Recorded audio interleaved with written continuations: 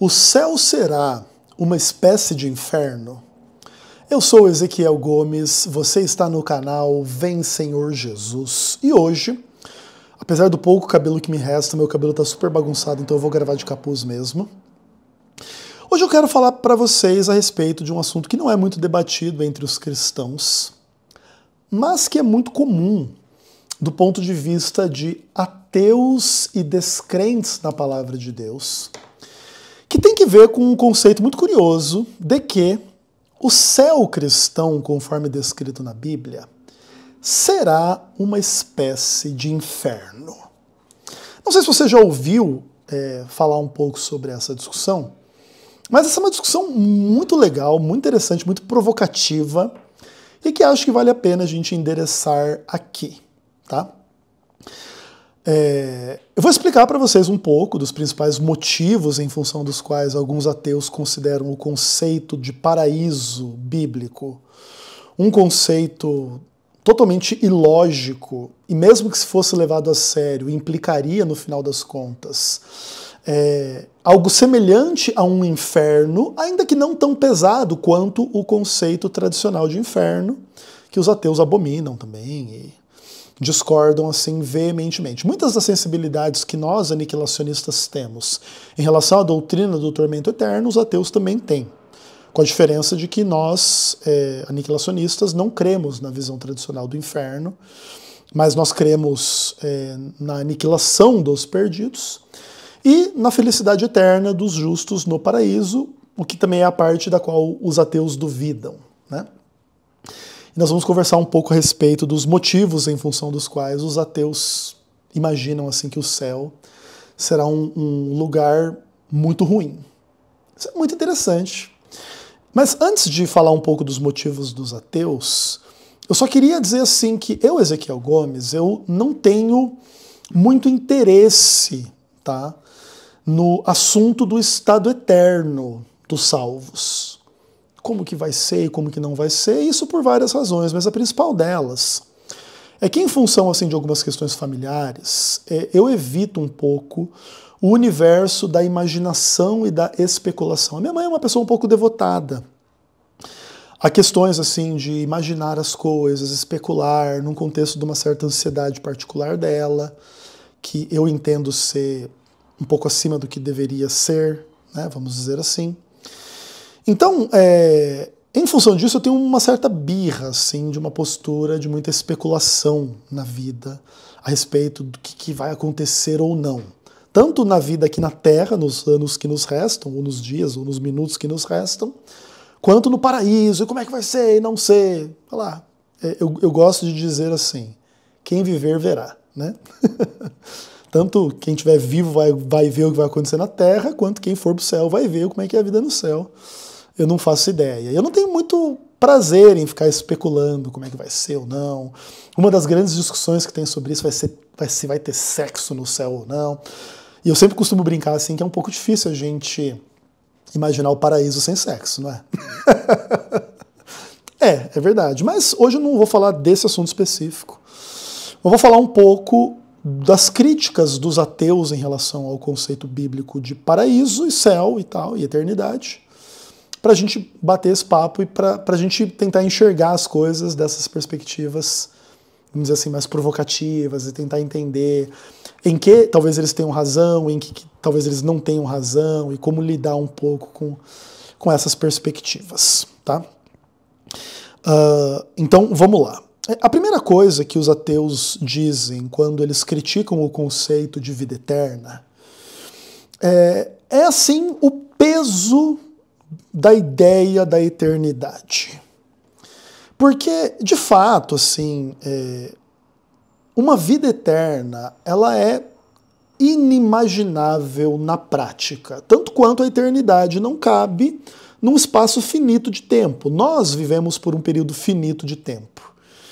E se a gente tentar especular como que seria viver uma vida eterna, nós teríamos muita dificuldade de não projetar sobre a eternidade a nossa vida tal qual ela é.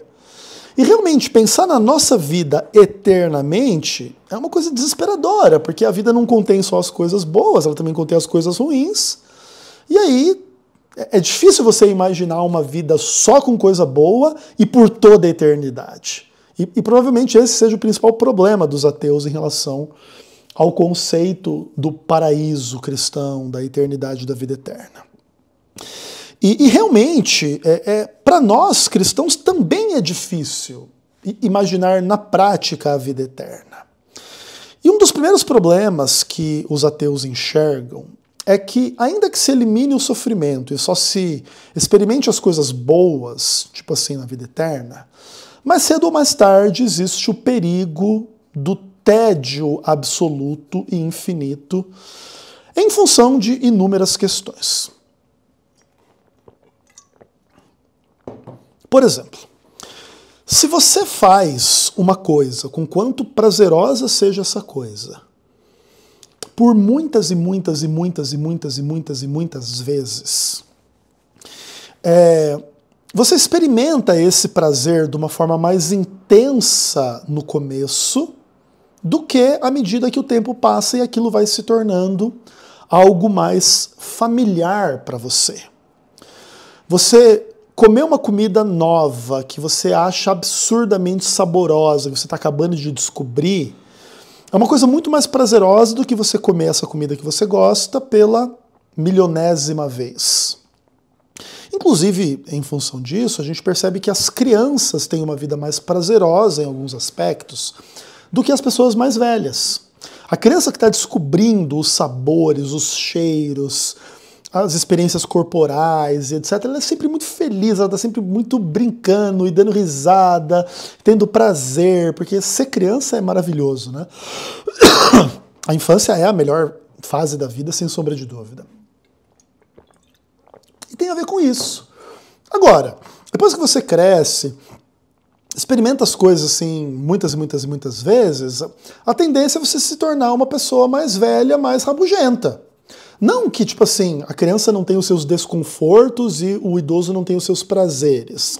Mas, em geral, a criança tem mais prazer e o idoso menos. E se você pensar num idoso que tem como idade, tipo, a eternidade, em tese, esse processo também conduziria a uma perda de prazer gigantesca e, no final das contas, a vida eterna vira um inferno. Porque não tem mais novidade. Porque mesmo que você postule assim que no céu poderia se viver tudo de bom, depois que você vive tudo de bom infinitas vezes, você está só no começo da eternidade. Então depois que você experimentar tudo de bom que pudesse experimentar, e você experimentar 1, 2, 3, 4, 5, 10 mil, 1 milhão, 2 milhões, 4 milhões, 15 bilhões, 400 trilhões, 500 quinquilhões, 500... Depois que você experimentar tudo, infinitas vezes, lá depois de tudo isso, você, vamos comer alguma coisa gostosa aqui, já não é mais tão gostoso. Vamos fazer esse negócio legal aqui, já não é mais tão legal. Depois que você já passou 400 bilhões de anos fazendo aquilo. E é fato que é muito complicado a gente vislumbrar uma vida eterna que não caia nesse problema. E, entretanto, como em tese só vai viver a vida eterna quem passar por uma transformação de natureza, aí de fato, quando você postula a transformação da natureza humana, aí você pode pelo menos imaginar que coisas como tédio, raiva, ser rabugento, se incomodar de fazer as coisas repetidas vezes e perdendo a vontade, perdendo o brilho, e perdendo o prazer, e etc. Então, esse processo não vai acontecer. Então a gente vai fazer as coisas infinitas vezes e vamos ter prazer como se fosse a primeira vez. Ou um prazer até maior do que a primeira vez que a gente faz essas coisas, tipo, nesta vida. Então, também é importante manter isso em mente, porque o ateu ele tem uma certa razão de que é difícil a gente imaginar essa vida que não caia no tédio infinito, mas isso é porque a gente só tem essa vida para comparar, né, para pensar. E aí, de fato, como essa vida envolve esse processo de as coisas serem mais prazerosas no começo da vida do que no fim da vida, então a gente imagina que a eternidade poderia ser ruim. Mas aí você deixa de levar em consideração a transformação pela qual a gente vai passar, em função da qual que a gente vai experimentar, de fato, os prazeres do céu. Mas é uma questão muito interessante. Muito legal. Agora, eu postulo aqui uma mudança na natureza humana e tal, e esse é mais um dos problemas que os ateus veem com o conceito de céu e paraíso. Porque, beleza, vamos dizer lá que eu e você, eu que estou gravando e você que está ouvindo, nós vamos ter a vida eterna. Ok. Lá na vida eterna não tem tristeza, não tem pecado, não tem choro, não tem morte e tal. Beleza. Entretanto, muitas coisas que nós vivemos aqui nesta terra nos entristecem, envolvem as nossas lágrimas, pessoas que morreram e tal, um monte de coisa. Então, para que todas essas coisas não existam na vida eterna, de alguma forma, a ideia é de que as nossas experiências com essas coisas todas teriam que ser apagadas. E como essas coisas fazem parte intrinsecamente da nossa história de vida, de quem nós somos como pessoas, a ideia é que com a transformação da natureza humana, a gente vai deixar de ser a gente, e aí nós não vamos mais ser nós que vamos ter a vida eterna. Vai ser uma outra pessoa. Por exemplo, o Ezequiel Gomes, que estará no céu, pela graça de Jesus, caso ele esteja lá um dia, vai ser um Ezequiel Gomes diferente desse que aqui está gravando, porque esse que aqui está gravando é um pecador. Lá, o Ezequiel Gomes não vai ser um pecador.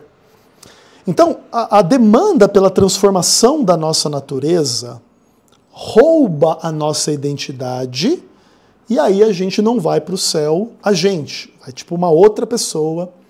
Depois que a gente é transformado, a gente vira outra pessoa. E, inclusive, nesse aspecto, seria ilusório a gente chegar no céu, encontrar pessoas que a gente conheceu aqui na Terra e dizer, olha, fulano de tal aqui no céu, mas não é o fulano de tal. Assim como eu não serei eu lá, o fulano de tal não será ele. Então, no céu, o que vai existir são pessoas completamente diferentes do que são aqui na Terra, e isso implica que ninguém vai para o céu. Que não vai ter ninguém aqui que vai para o céu. Ok, beleza. Essa é uma crítica interessante também ao conceito cristão do paraíso. Entretanto, é importante dizer que, conquanto faça sentido o argumento ateu, nós também não somos unicamente maus e pecadores, tá? Nós, como seres humanos aqui nesta terra, também carregamos algo daquilo que é a imagem de Deus e que tem a ver com o nosso amor, a nossa fé, as nossas qualidades, as nossas coisas boas, e as nossas memórias e a nossa identidade também estão atreladas a estas coisas boas. Então, na hipótese de nós nos esquecermos ou abandonarmos ou sermos livrados dos aspectos ruins das nossas memórias, dos nossos sentimentos, das coisas erradas e ruins que a gente viveu, nós não deixaremos de ser a gente por completo. Como se nós fôssemos unicamente maus e agora nos tornaremos o que nós nunca fomos, como se não tivesse nenhum ponto de contato entre o que a gente foi na Terra e o que a gente será no céu. Provavelmente não é isso que vai acontecer. E provavelmente porque não é isso que vai acontecer, que nós seremos nós no céu, mas um nós transformado, eliminado o pecado e o mal. E obviamente que é importante postular esta transformação, porque senão, obviamente, o próprio conceito do céu não seria um céu. Aí o ateu teria razão, que o céu seria uma espécie de inferno. Porque aí você teria, para ser você no céu, teria que carregar os seus pecados para o céu e vivê-los eternamente no céu para você ser você e não ser privado de quem é você como pecador. Aí tudo bem, aí o céu seria uma espécie de inferno. Mas como não é isso que a teologia bíblica postula, então a visão do ateu é simplesmente uma tentativa de definir o ser humano unicamente em função do seu pecado e do seu mal, e como isso será eliminado, o ser humano não será o ser humano no céu. Mas não é isso. Nós carregamos o bem e o mal. O que será eliminado é o mal, o bem permanecerá, inclusive eu vou ser eu no céu, mas sem o mal. Você vai ser você no céu, mas sem o mal. Então não é um problema, assim, mas é uma questão interessante, né? O que inclusive mostra que às vezes alguns ateus param para pensar nessas coisas com mais cuidado do que os próprios crentes, né? Que muitas vezes nem param para pensar muito nesses dilemas, que são interessantes e são bastante complexos. Agora, quando a gente fala da transformação e etc e tal, a gente fala assim da eliminação do mal. Aí o ateu fala assim, ah, beleza, então no céu não vai ter o mal. Mas por que tem o mal na Terra, então? Se no céu não vai ter mal, por que o mal vai existir na Terra? Olha, por que o mal existe ou existiu por um período na Terra? E, em geral, a resposta da maioria dos cristãos é de que o mal ele é uma função do livre-arbítrio. Acho que vocês já sabem onde isso vai chegar. Daí o ateu diz, ah, entendi. Então, o mal existe porque Deus deu livre-arbítrio. Deus deu o livre-arbítrio para Lúcifer, enquanto ele estava lá no céu, no paraíso. Deus deu o livre-arbítrio para Adão e Eva, enquanto Adão e Eva estavam lá no paraíso. Ok. E por causa do fato de que eles usaram o livre-arbítrio mal enquanto estavam no paraíso, Lúcifer se torna o diabo e Adão e Eva se tornam pecadores e toda a desgraça se explica na face da terra, por causa do livre-arbítrio. Aí o ateu diz assim, opa, então, quando Deus eliminar o mal, ele vai eliminar também o livre-arbítrio. E agora, aquilo que era tão importante para Deus, em função do qual Deus permitiu todo o sofrimento e toda a desgraça na face da terra, será eliminada. Então por que Deus já não eliminou o livre-arbítrio na primeira instância e já eliminou toda essa parte da existência e já não fez as pessoas sem livre-arbítrio e no céu para todo sempre? Essa é uma crítica muito legal, muito interessante. E ela toca realmente questões difíceis e complexas, que inclusive também tem tudo a ver com as discussões entre calvinistas e cristãos de outras tradições, sobre se de fato a humanidade tem livre-arbítrio ou não, e a soberania de Deus e tal, e como que é o livre-arbítrio em relação ao diabo, ou Adão e Eva, ou a nós depois da queda. E essas discussões, obviamente, são extensas e complexas e tudo mais. E existem algumas coisas importantes para a gente dizer a respeito disso aqui. Tudo bem? O livre-arbítrio, ele... Obviamente que ele é uma explicação necessária para a gente entender a experiência do mal. Entretanto, o livre-arbítrio em si não deixa de existir em um ambiente em que existe o mal, aliás, em que o mal não existe, mas existem bens diferentes para se escolher. Tá? Então, vamos trabalhar com a ideia de que nós pudéssemos eliminar tudo aquilo que a gente considera mal e que realmente é mal na existência, sem eliminar o bem e as coisas boas. O bem e as coisas boas são múltiplas em potencial. Por exemplo, é muito bom ser útil e trabalhar e realizar e conquistar coisas. Fato. Mas se pode trabalhar nisso ou naquilo, se conquistar isso ou aquilo, crescer nisso ou naquilo, entre opções boas, entendeu? Não entre opções tipo assim, ou você pode ser bom ou mal. Não, você pode ser bom nisso ou bom naquilo. É dois bons, entendeu? São duas coisas boas, ou são 1 milhão de coisas boas a que se escolher, Entende? Tanto que lembra que para o céu virar um tédio, você teria que esgotar todos os possíveis bens e fazê-los infinitas vezes até chegar uma hora de você se cansar, caso isso fosse possível, né?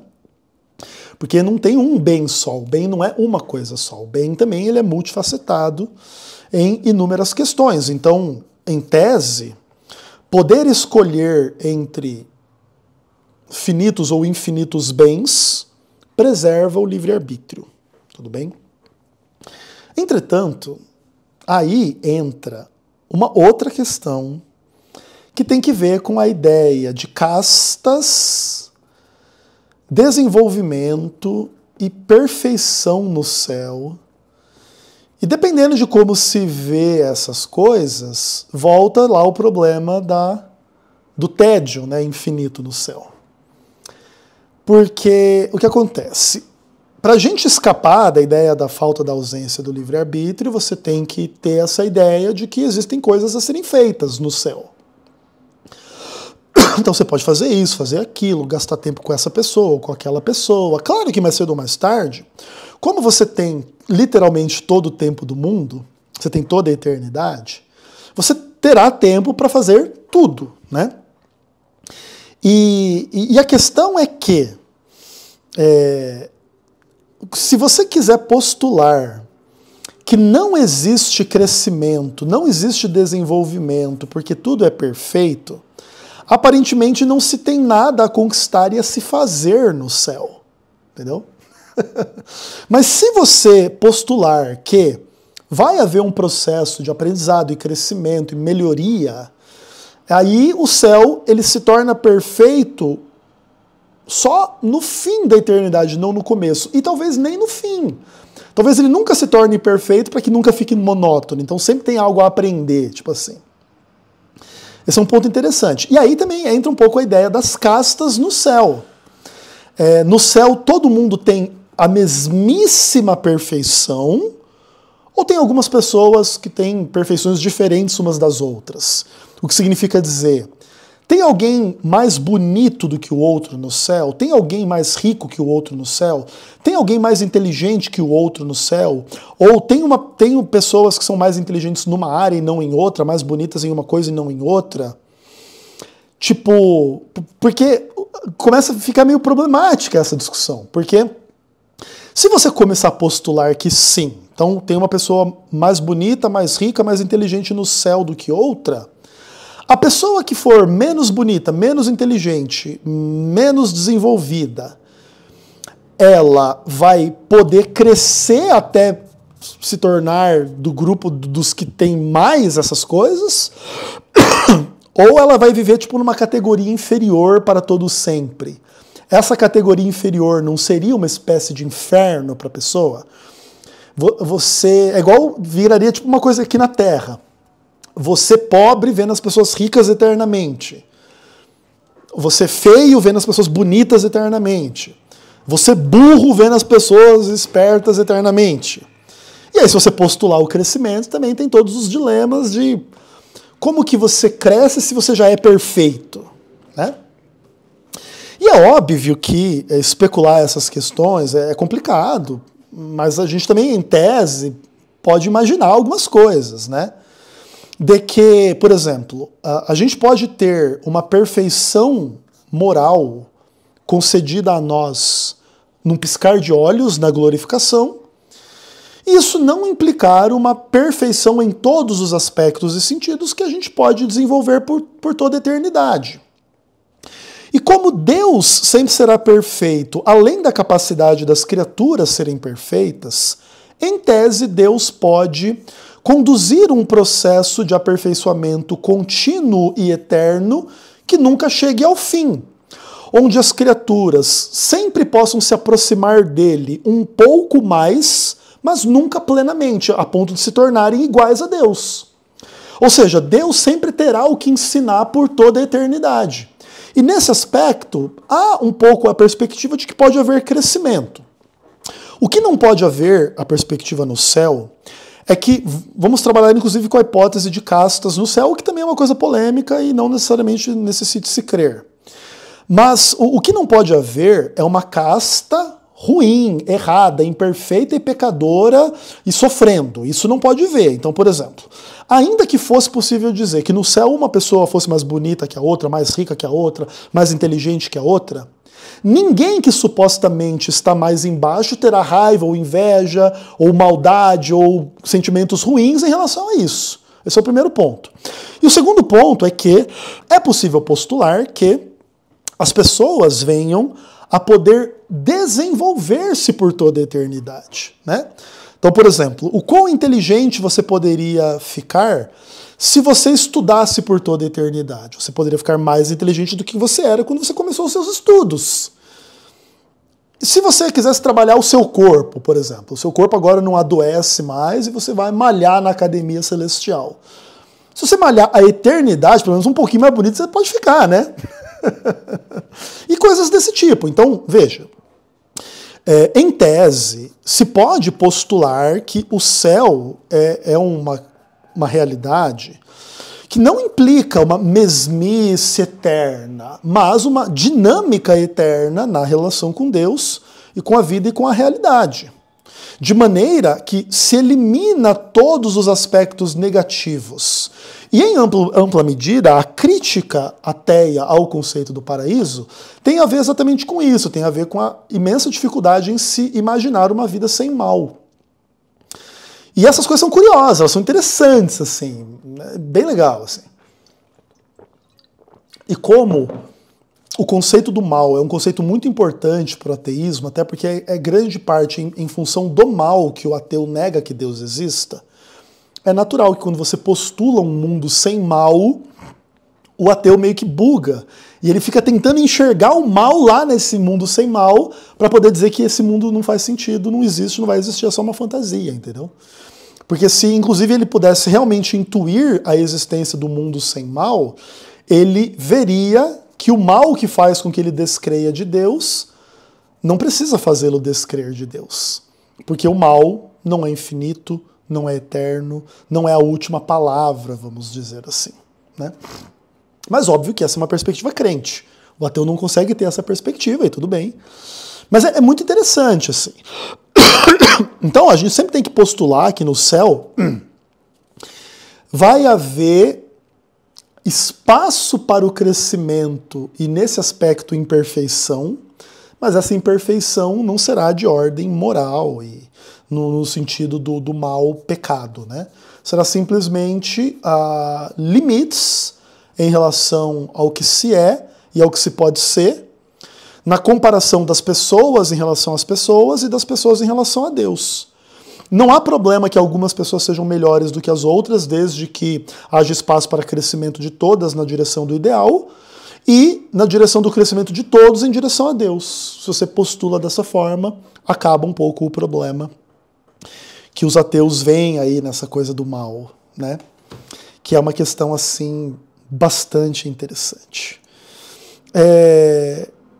Então, é interessante a gente parar para pensar nessas coisas, que não é uma coisa muito polêmica entre os cristãos, até porque, de fato, esse é um assunto que envolve especulação, e tudo que envolve especulação acaba que não chega em lugar nenhum, antes que a gente chegue lá no paraíso e veja como é que é, caso alguém chegue lá e veja como é que é. Porque é tudo muito complicado, assim, você intuir uma vida sem mal, sem pecado e sem morte, porque ela é contra-intuitiva em relação a tudo que a gente conhece, porque a gente só conhece a vida que possui o mal e que possui a morte. A gente não conhece uma outra realidade.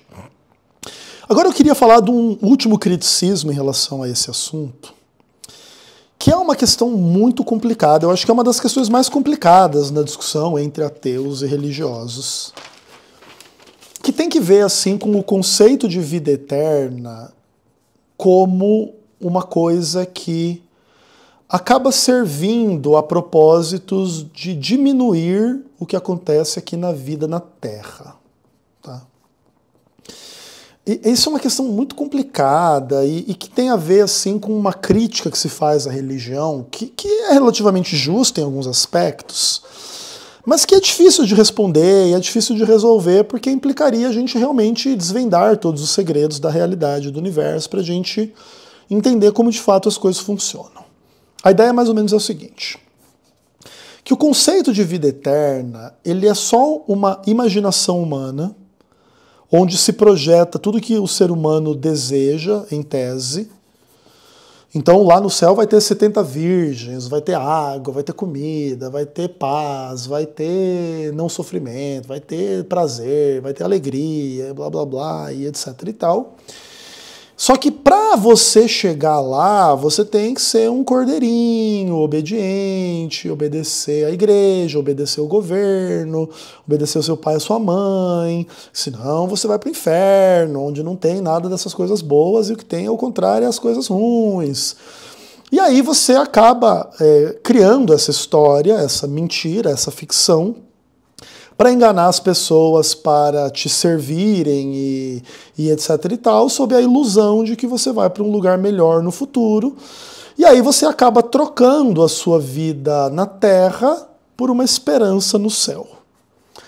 Essa é uma crítica pertinente, interessante, que toca no âmago de todas as discussões entre crentes e descrentes, ateus e cristãos. E é muito difícil responder essas questões, porque no final essas questões elas envolvem a discussão sobre o que é real e o que é irreal, o que é verdade, o que é mentira, se Deus existe ou não, se o diabo existe ou não, se tem vida após a morte ou não, e em que termos essa vida acontece ou não, se a Bíblia é a palavra de Deus ou não, se outra religião é verdade ou não, se há perspectivas diferentes de reencarnação ou de uma vida imortal, numa alma imortal, não tem corpo ou tem corpo, ou ressuscita ou não ressuscita, ou vai ou não vai, ou como que é. E aí por isso, inclusive, é difícil responder, porque a gente pode crer. A gente pode crer em muitas coisas a respeito destas acusações. A gente pode crer que essas acusações são verdadeiras, e aí a gente é ateu. A gente pode crer que essas acusações não são verdadeiras, e a gente é crente. E a gente pode ter as nossas razões, o que pesa mais pra gente ser ateu ou pra gente ser crente. Fato. Agora, elucidar estas questões, assim, na prática, na realidade, não nos é permitido, porque demandaria a gente desnudar toda a realidade tal qual ela é diante dos nossos olhos e realmente comprovar se Deus existe ou não, se o diabo existe ou não, se existe vida após a morte ou não, e o que acontece ou não, e como acontece ou não, e etc. Entendeu?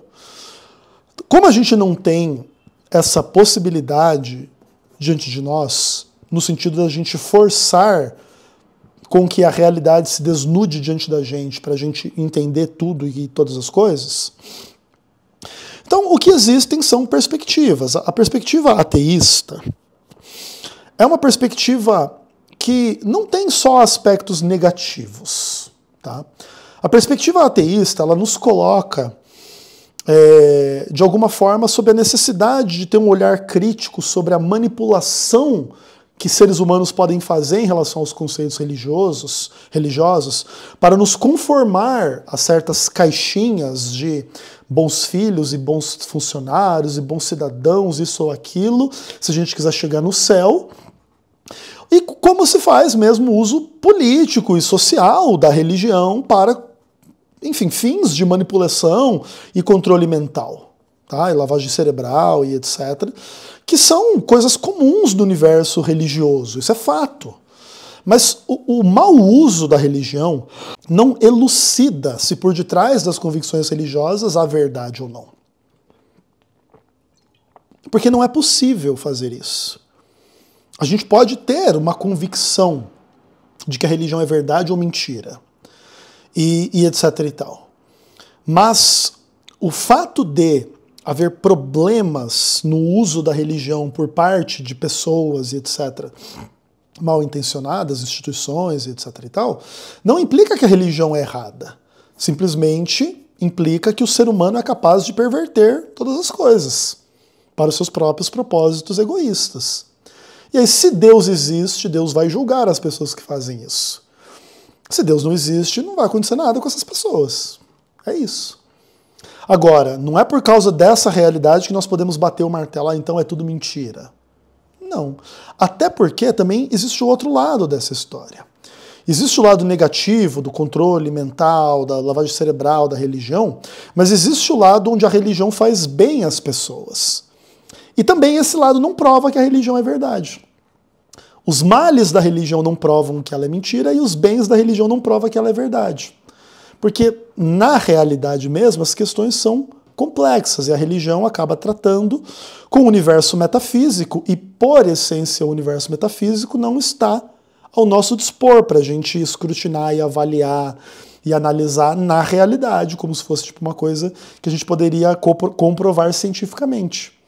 Como a gente não consegue ter esse acesso objetivo à realidade do que seria esse universo metafísico e etc e tal, a gente pode crer ou descrer, mas a gente não pode saber. Inclusive por isso, essas discussões entre ateus e cristãos, conquanto elas sejam super interessantes, elas são um pouco infrutíferas. Tá? Por isso até que eu não me detenho muito nessas questões. Mas eu fiquei feliz de trazer esse conteúdo para você, não sei se você já tinha parado para pensar nessas questões. Espero que as minhas reflexões tenham feito bem a você. E queria terminar, aproveitando assim só as pessoas que estão vendo o vídeo até o final aqui, de reforçar um pouco o pedido de ajuda financeira. Assim. Eu gostaria de contar com a sua ajuda esse mês, se você pudesse ajudar, seja com R$1, com R$500, com R$10, com R$1.000, com R$1 milhão, quanto você puder e quiser, para que o nosso trabalho aqui possa crescer e avançar. Tudo bem? Obrigado pela consideração. Se você também não puder ajudar, etc e tal, não se sinta mal. Se não quiser ajudar também não tem problema. Mas é o apelo aqui que eu quero fazer, especialmente para quem está assistindo o vídeo até o final. Tudo bem? Obrigado pela sua atenção. Forte abraço e até o próximo vídeo, se Deus quiser.